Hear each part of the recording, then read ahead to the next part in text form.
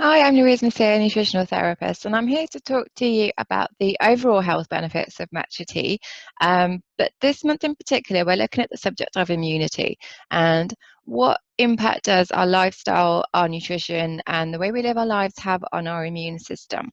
So please do take a moment to go over to the blog that I've put together on this subject. It's got a lot more information in there, but these videos are just to kind of say hi and to talk you through some of the things in there. So the first thing in this video I want to talk about is our immunological age. Now, this is a really interesting concept that our immune system ages differently to the rest of us. So whilst we can't change our actual age, we can influence the age of our immune system.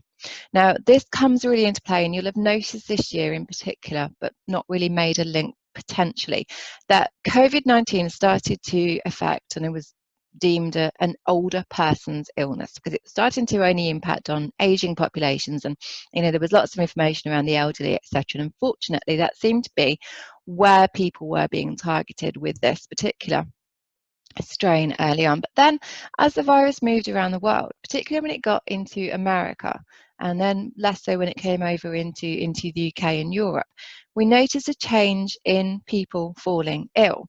And there started to be younger people falling ill, and sometimes even fatally so with this. And so I thought this was an old person's disease, but actually it makes sense when you consider an 80-year-old can have the immune system of a 40-year-old and vice versa. So that 40-year-old who potentially would have got ill, really ill, potentially even died through COVID, could have had the immune system of an 80-year-old. So whilst the statistics of age wouldn't show that, the impact on the immune system would.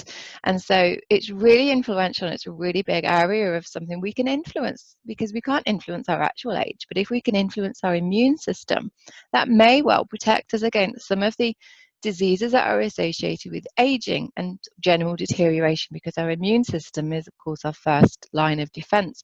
So what can we do to support our immunological age?